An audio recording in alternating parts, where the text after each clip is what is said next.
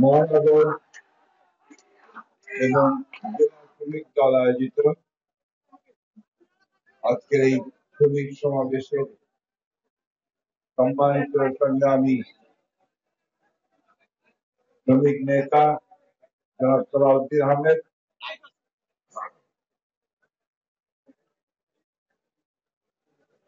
আজকে এই সমাবেশে উপস্থিত আছেন আমাদের বাংলাদেশের রাজনীতিতে একজন নতুন তারকা, নতুন বলবো না, অনেকদিন ধরেই তিনি রাজনীতি করছেন এবং বাংলাদেশের রাজনীতিতে তার স্থান করে নিয়েছেন এবং পেশাগত জীবনে অত্যন্ত সাফল্যের পরিচয় দিয়ে এবং সর্বোপরি বাংলাদেশের অবৈষম্যবাদী নেতা, গণতন্ত্রের নেতা দেশনেত্রী বেগম খালেদা জিয়ার চিকিৎসার বিষয়ে তিনি অনন্য ভূমিকা রেখেছেন। আমাদের জাতীয় স্থায়ী কমিটির সদস্য ডক্টর জাহিদ হোসেন, আমাদের কেন্দ্রীয় নেতৃবৃন্দ, এখানে আমাদের সঙ্গে উপস্থিত আছেন দেশনেত্রী বেগম খালেদা জিয়ার বিশেষ সহকারী বিশ্বাস সহ কেন্দ্রীয় নেতৃবৃন্দ, এখানে কেন্দ্রীয় শ্রমিক নেতৃবৃন্দ, গাজীপুর জেলা মহানগরের বিএনপি অঙ্গ সংগঠন নেতৃবৃন্দ, শ্রমিক দলের নেতৃবৃন্দ এবং গাজীপুরের এই অঞ্চলে বিশেষ করে কালিয়াকৈর এবং আপনার এই আশুলিয়া কোলাবাড়ি এলাকার প্রিয় শ্রমিক ভাই ও বোনেরা, আসসালামু আলাইকুম। আমরা আজকে একটা বিশেষ প্রয়োজনে আপনাদের সঙ্গে, আমরা এখানে কোনো জনসভা করতে আসিনি। আজকে আমরা দেশের একটা অত্যন্ত গুরুত্বপূর্ণ সময়ে আপনাদের কাছে একটা কথা বলতে এসেছি। সেই কথাটা হচ্ছে, আপনারা সবাই জানেন, আমরাও সবাই জানি যে আমরা দীর্ঘ 14-15 বছর ধরে সংগ্রামের পরে আমরা এই দুঃশাসন থেকে, ফ্যাসিবাদের হাত থেকে মুক্তি পেয়েছি, তাই না? থেকে মুক্তি পেয়েছি আমরা, খুশি হন নাই? সবাই খুশি হয়েছে? জোর পাওয়া যায় না, কথা জোর নাই।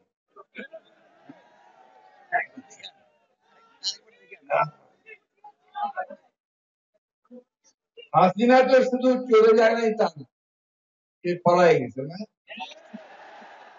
খুব বড় দোকান দেন, পলাইছে পলাইছে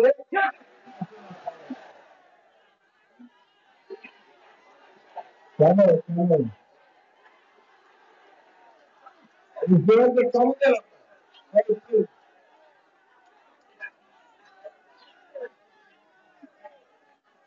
শেখ হাসিনা দীর্ঘ 14-15 বছর ধরে এই বাংলাদেশের মানুষের উপর অত্যাচার নির্যাতন করে,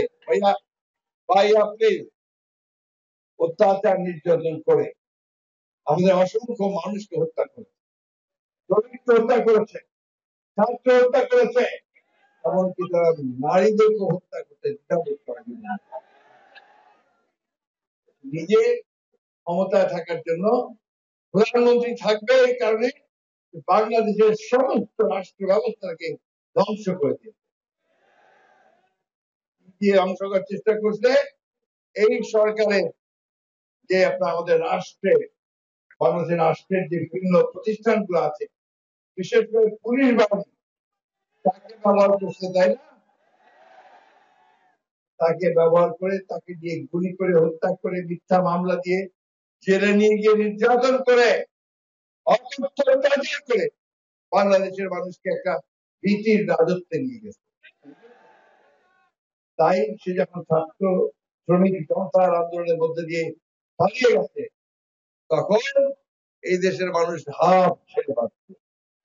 এখন যাই হোক, আমাকে দম ফেলতে পারতেছি তো না, একটু আরাম করে শুতে পারতেছি না, যেখানে মনে হয় এই বোধহয় পুলিশ আসলো, আওয়ামী লীগের সন্ত্রাসীরা আসতো, তাই না? ঠিক কিনা বলেন? ওই জায়গা থেকে বের হয়ে আসতেছে। এই জন্যই মানুষ আর একটু আনন্দ করে বলে পড়াইছে পড়াইছে এই যে শেখ হাসিনা পড়াইছে, এটা ঠিক, তার যে প্রেতাত্মা ভূত, সেই ভূতগুলো এখন এই দেশের মধ্যে আছে। তাই মা বোনেরা যে গার্মেন্টস ফ্যাক্টরিতে কাজ করে না, করে তো আমাদের ছেলেরাও করে, অনেক ছেলে। আমি আপনাদেরকে একটা হিসাব দেব, এটা একটু আপনাদের জানতে হবে, আপনারা জানেন তাও জানার চেষ্টা করেন। আমাদের 2023 সালে বাংলাদেশ থেকে আমরা যত রপ্তানি করেছি তার মধ্যে 85% এসেছে আপনার এই পোশাক খাত থেকে, এবং এই পোশাক খাত থেকে আমাদের আয় হয়েছে 47.38 বিলিয়ন ডলার, অর্থাৎ বাংলাদেশি টাকাতে 5,66,73,000 টাকা, 73,000 কোটি টাকা। অর্থাৎ এইটাই হচ্ছে মূল আমাদের যে আয়, বাইরের থেকে যে ডলার আমরা আয় করি। এই ডলারটা কেন লাগে? এই ডলারটা দরকার হয় আমরা যে আপনার যে বিভিন্ন চাল ডাল তেল লবণ তরি তরকারি যন্ত্রপাতি বিভিন্ন জিনিস যে আমদানি করি থেকে নিয়ে আসছি, এটা পয়সা শোধ করতে হয় ডলার। এটা যার যত বেশি থাকে, রিজার্ভে থাকে, সেই অর্থনীতি তত শক্তিশালী হয়। তো তার প্রধান খাত হচ্ছে আপনার এই গার্মেন্টস ফ্যাক্টরি, গার্মেন্টস থেকে আমরা সেটা পাই। আমাদের প্রায় 50,17,652 জন শ্রমিক এখানে কাজ করে। 50,17,652 জন। আপনি ভাবেন এই খাতটাকে, এই গার্মেন্টস ফ্যাক্টরি গুলোকে যদি ক্ষতি করা যায়, তাহলে বাংলাদেশের অর্থনীতি ঠিক থাকবে? আর কেন করতে চায়? যারা জোর করে আবারও সেই লুটপাট করতে চায়, তাই না? আর সেই সঙ্গে আরো একটা শক্তি আছে, এটা বাইরের শক্তি। তারা ভাবে যে যদি বাংলাদেশের খাত থেকে আমরা নষ্ট করে দিতে পারি, তাহলে আমাদের খাত বাড়বে, আমাদের দেশের গার্মেন্টস বাড়বে, আমরা লাভবান হব, তাই না? সেটা কারা আপনারা বুঝতেই পারেন। পাশের দেশের বিভিন্ন ভাবে আছে না যারা, যা আমাদের ভালো দেখতে পারে না, তারা এই কাজটা করার জন্য উঠে পড়ে লাগবে। আর সেই সঙ্গে যোগ দিয়েছে কে? হাসিনা গিয়ে ওই ভারতেই যোগ দিয়েছে, তাই না? ভারতেই বসবাস করতেছে। আমরা বারবার করে বলেছি, ভারতের কাছে অনুরোধ করেছি যে আপনি এমন একজন খুনি যে জায়গা দেবেন না, গণহত্যা যে করেছে তাকে জায়গা দেবেন না, যে আমাদের বাংলাদেশে গণতন্ত্র ধ্বংস করেছে, মানুষকে খুন করেছে এবং অনেক গণহত্যার আসামি হয়েছে, তাই না? তারা এখন পর্যন্ত কোনো কিছু বলেনি ভাই। আমি সরকারকে, বর্তমানে যেমন অন্তর্বর্তী সরকার আছে, তার কাছে আহ্বান জানাবো, আপনার অবিলম্বে গণহত্যাকারী, দেশ ধ্বংসকারী, রাষ্ট্রবিরোধী, গণতন্ত্র বিরোধী শেখ হাসিনাকে দেশে ফিরিয়ে রয়েছে অভিযোগগুলোর ভিত্তিতে বিচারের দাবিতে ভারতের কাছে চিঠি দেবে তাকে ফেরত দেওয়ার জন্য। আমরা বারবার করে বলেছি, যেমন কাউকে আশ্রয় দেবেন না যারা বাংলাদেশের ক্ষতি করেছে। এটা আমরা আবারও ভারতের কাছে অনুরোধ জানাচ্ছি, দয়া করে এই গণহত্যাকারী, মানুষ খুনকারী, খুনি হাসিনাকে দেশে ফেরত পাঠাবার সকল ব্যবস্থা করুন। সরকারকে আবার বলছি, আমি তার জন্য যে আইনগত ব্যবস্থা আছে সেই আইনগত ব্যবস্থা গ্রহণ। বন্ধুগণ, সেই কারণেই আজকের এই সভা। ওই শয়তানরা বুঝবে না, আমরা যারা মানুষ আছি, সাধারণ মানুষ আছি, আমার সামনে তরুণ যুবকরা সবাই আছে, তাই না? এই দেশটার জন্য তোমরা অনেক কষ্ট করেছো। আমাদের ছাত্ররা প্রাণ দিয়েছে না? আমাদের শ্রমিক ভাইরা প্রাণ দিয়েছে। আমার একটা হিসাবে, প্রথম আলোর প্রথম যে হিসাব, তাতে আমি যে আপনার ওই যারা আহত হয়েছে, বুলেটে আহত হয়েছে, বিভিন্ন ভাবে ক্ষতিগ্রস্ত হয়েছে গুলিতে, আপনার পুলিশের, আমি হাসপাতালে দেখতে গিয়েছিলাম, তার মধ্যে 60 জন শ্রমিক, 60 জন শ্রমিক। কেউ আপনার গার্মেন্টস এর শ্রমিক, কেউ চায়ের দোকানে কাজ করে, কেউ আপনার আপনার ওই লেদ মেশিনের যে ফ্যাক্টরি আছে সেখানে কাজ করে, পরিবহন শ্রমিক, এই সব মিলিয়ে আপনার এই শ্রমিকরা আছে। এই শ্রমিক ভাইদের অবদান কোনো অংশে কম না। আমি কাউকে এখানে ছোট বড় করে দেখতে চাই না, কিন্তু সত্য কথা হচ্ছে এটা, আজকে বাংলাদেশের সমগ্র মানুষের ত্যাগ তিতিক্ষার বিনিময়ে, তাদের রক্তের বিনিময়ে আজকে এই আমরা হাসিনা মুক্ত হতে পেরেছি, ফ্যাসিবাদ মুক্ত হতে পেরেছি। রক্ষা করার দায়িত্ব কার? যারা আমাদেরকে ক্ষতিগ্রস্ত করেছে তাদের না আমাদের? আমাদেরকে এটা রক্ষা করতে হবে বন্ধুগণ। সেই জন্য যখন প্রথম গোলযোগ শুরু হয়েছে, আমরা আমাদের আপনাদের এখানকার বিএনপি নেতা আছেন, শ্রমিক নেতা আছেন, তাদের সকলকে অনুরোধ করেছি যে আপনারা অবিলম্বে আপনারা এই এলাকাগুলোতে যান, শ্রমিক ভাইদেরকে নিয়ে, আমাদের বিএনপি নেতা কর্মীদের নিয়ে সেই জায়গায় আপনারা অবশ্যই একটা রক্ষা ব্যুহ তৈরি করেন, যেন কেউ কোনো ক্ষতি করতে না পারে। বন্ধুগণ, স্বাধীনতা অর্জন করা যেমন একটা বিরাট কাজ, তেমনি এটাকে রক্ষা করাও একটা বিরাট কাজ। করবেন, আমার বয়সও হয়ে গেছে, শরীরটা ভালো না।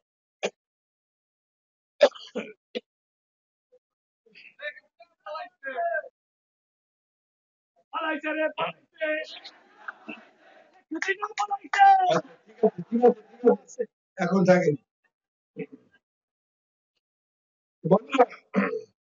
আপনারা জানেন যে নতুন সরকার আমাদের ইউনূস সাহেবের নেতৃত্বে করতে হয়েছে। ইউনূস সাহেবকে তো আপনারা চেনেন না, বিরাট মানুষ, নোবেল পুরস্কার পাইছে, তাই না? সারা পৃথিবীর মানুষ তাকে খুব শ্রদ্ধা করে, এবং এই গরিব মানুষের জন্য তিনি অনেক কাজ করেছেন, কথা বলেছেন। তার গ্রামীণ ব্যাংক, তার এই সাধারণ মানুষের জন্য যে মাইক্রো ক্রেডিট, সব মিলিয়ে তিনি গোটা পৃথিবীর মানুষের কাছে খুবই একজন শ্রদ্ধেয় মানুষ। তিনি দেশের কয়েকজন বিশিষ্ট ব্যক্তিকে নিয়ে সরকার গঠন করেছেন। আমরা দেখি বলছি অন্তর্বর্তীকালীন সরকার, তাই তো?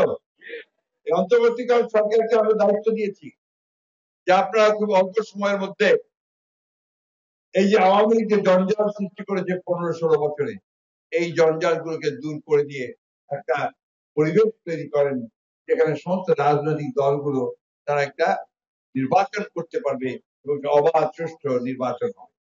এই দায়িত্ব তাকে আমরা দিয়েছি এবং তিনি সেটা নিয়ে কাজ শুরু করেছেন। তাকে আমরা সহযোগিতা করছি। আমাদের নেতা যারা তারেক রহমান সাহেব একইভাবে কথা বলেছেন। আমাদের দলের চেয়ারপারসন দেশনেত্রী খালেদা জিয়ার প্রথম যে বক্তব্য, মুক্ত হওয়ার পরে তিনি হঠাৎ থেকে যে বক্তব্যটা দিয়েছিলেন, তিনি কি বলেছিলেন? তিনি আপনাদের প্রতি ধন্যবাদ জানিয়েছেন, কৃতজ্ঞতা জানিয়েছেন। আরেকটা কথা খুব পরিষ্কার করে বলেছেন, ধৈর্য ধারণ করবেন, যারা অন্যায় করেছে, খুন করেছে, তাদের প্রতিশোধ, প্রতিহিংসা রাজনীতি তাদের সঙ্গে করবেন না। কারণ প্রতিহিংসা বাড়ায়, সমাজে অনিশ্চিতিশীলতা সৃষ্টি করে। সুতরাং সেইখানে আমাদেরকে ধৈর্য ধরে আজকে এমন ভাবে দেশকে সাজাতে হবে যেন আমরা সবাই মিলে এখানে একটা ভালোবাসার সঙ্গে, ভাতৃত্বের সঙ্গে, প্রেমের সঙ্গে বাস করতে পারি। বন্ধুরা, এই পরিবেশ সৃষ্টি করার জন্য আমরা তাদেরকে দায়িত্ব দিই।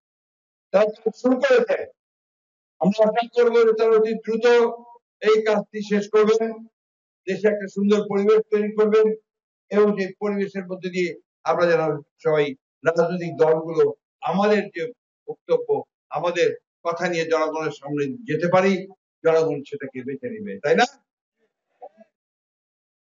বন্ধুরা, কথাটা খুব পরিষ্কার, আমরা ভোট দিতে চাই। ভোট দিয়ে আমরা আমাদের পার্লামেন্ট নির্বাচন করতে চাই, আমরা আমাদের সরকার নির্বাচন করতে চাই। আমরা ওই কথাটা বিশ্বাস করি, আমার ভোট আমি দেব, যাকে খুশি তাকে দেব, তাই না? আওয়ামী লীগ একদিন কি করতে, আমার ভোট আমি দিব, তোমার ভোট আমি দেব, তাই করতে কখনো আমার ভোটও নেয় না, তাই না? আজকে বন্ধুগণ বিভিন্ন ভাবে আজকে দেশে একটা বিভ্রান্তি সৃষ্টি করার চেষ্টা করা হচ্ছে, ভাগ করার চেষ্টা করা হচ্ছে।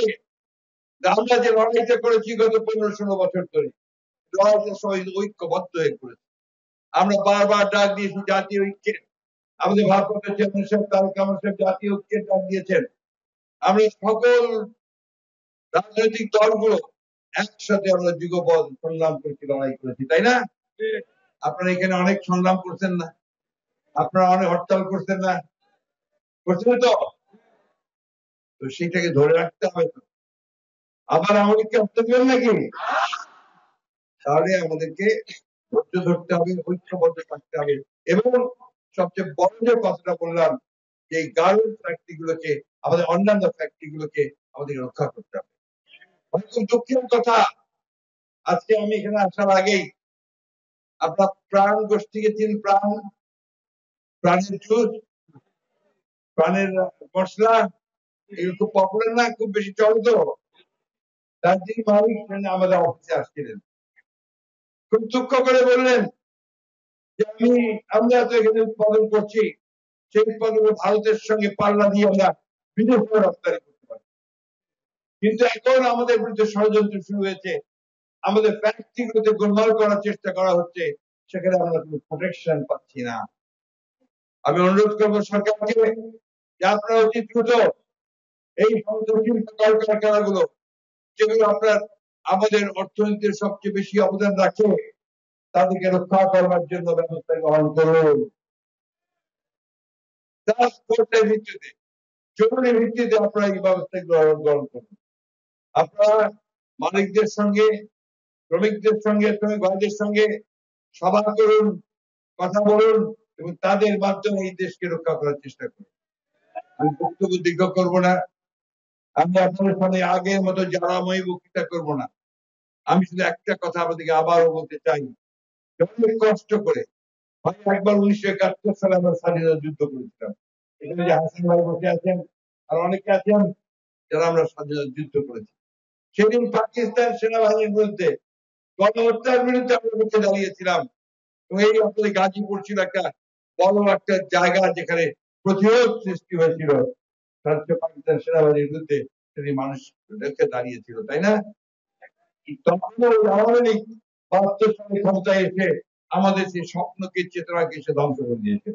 আবার এবারও 2008 সালে ক্ষমতায় আসার পর থেকে সে পরিকল্পিত ভাবে গণতন্ত্রকে ধ্বংস করেছে, আমাদের অধিকারগুলোকে ধ্বংস করার চেষ্টা করছে, দেশকে আবার একেবারে শূন্য দক্ষিণ করার চেষ্টা করেছে। আমরা সেখানে আর ফিরে যেতে চাই না, জানেন না? আমাদের বয়স হয়ে গেছে, আমরা কিছুদিন পরে এই পৃথিবীতে থাকবো না, কিন্তু তরুণরা থাকবে, এই যুবকরা থাকবে, ছাত্ররা থাকবে, শ্রমিকরা থাকবে, তাদের দেশটাকে তাদের মতো করে গড়ে তুলতে হবে। আজকে নতুন বাংলাদেশ গড়ার কথা এসেছে, আমরাই বলেছি 2 বছর আগে 31 দফা দিয়েছিলাম, বারবার করে বলেছি যে 31 দফার ভিত্তিতে দেশের সত্যিকার অর্থে গণতান্ত্রিক রাষ্ট্র নির্মাণ করতে হবে, মানুষের অধিকারগুলোকে নিশ্চিত করতে হবে। আজকে চমৎকার একটা পুলিশ ব্যবস্থা, চমৎকার একটা বিচার ব্যবস্থা, চমৎকার একটা আপনার প্রশাসন ব্যবস্থা, অর্থনীতি সমস্ত সুন্দর করে গড়ে তুলতে হবে, সেই লক্ষ্যেই আমাদেরকে কাজ করতে হবে।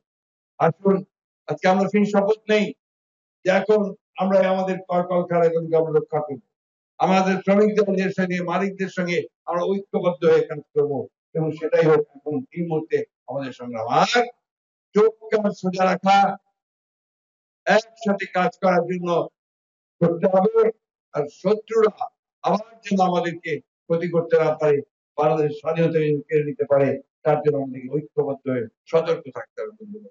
ঠিক আছে, সবাই একবার আমাদের নেতা তারেক রহমান সাহেব আমাদেরকে যে নির্দেশ দিয়েছেন সেটা আমরা পালন করব, ম্যাডাম খালেদা জিয়া যে বলেছেন সেটা আমরা পালন করব। আসুন আমরা সেই লক্ষ্যে সমস্ত রাজনৈতিক দলগুলোকে আহ্বান জানাচ্ছি, আসুন এখন আবার বিভাজন সৃষ্টি করার যে চক্রান্ত, তাকে রোধ করে দেন, রোধ করে দিয়ে সবাই ঐক্যবদ্ধ হয়ে আমরা এই দেশকে যেন আবার গড়ে তুলতে পারি, সেই লক্ষ্যে আমরা কাজ করি। সকলকে ধন্যবাদ। আসসালামু আলাইকুম।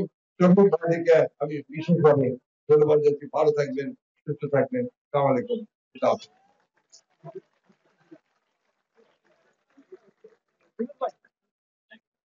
সম্মানিত নেতৃবৃন্দ, প্রিয় উপস্থিতি, আমাদের আয়োজন কমিটির পক্ষ থেকে ছোটখাটো ভুল ত্রুটির জন্য ক্ষমা চেয়ে আজকের এই অনুষ্ঠান